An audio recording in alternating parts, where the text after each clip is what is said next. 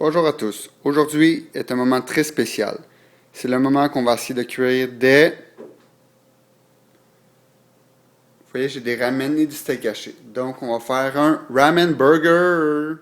La première étape est assez simple. Il suffit de faire cuire les ramen comme si vous faisiez cuire des ramen normaux.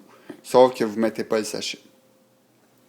Ouais, je sais, les ramen, souvent c'est meilleur sec, mais pour cette recette-là, contrairement à notre enfance, il va falloir les faire cuire. Désolé.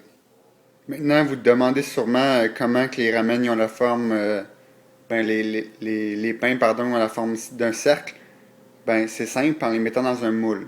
Donc, pour moi, ça va être une forme carrée, par contre, je n'ai pas de moule en cercle. Maintenant, pour la pression, parce qu'il faut leur faire prendre la forme, ben, moi, j'ai décidé de prendre des plats Ziploc et de les laisser prendre la forme du plat Ziploc. Ensuite, qu'est-ce qu'on fait?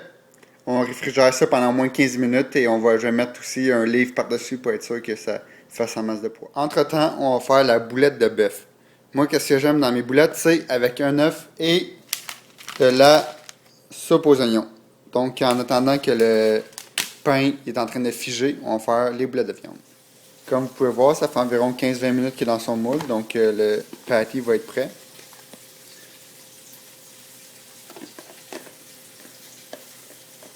Malheureusement, ça n'a pas l'air de décoller facilement. Ah, il est tombé.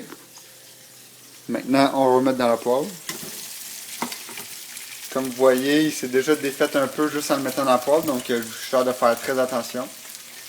Donc maintenant, il suffit de le brûler un peu des deux bords, puis il va être prêt. Donc, à tantôt. Juste que pour voyez un peu à quel point ça se tient quand même bien, je vais faire un flip à ma boulette. Oh yeah! Comme vous voyez, ça tient quand même bien.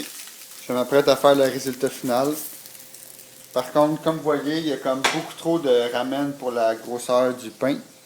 Ce qui fait que le ramen est trop petit, mais pour l'instant, ça va faire. Donc, j'espère que ça va être bon. C'était comment faire des ramen burgers.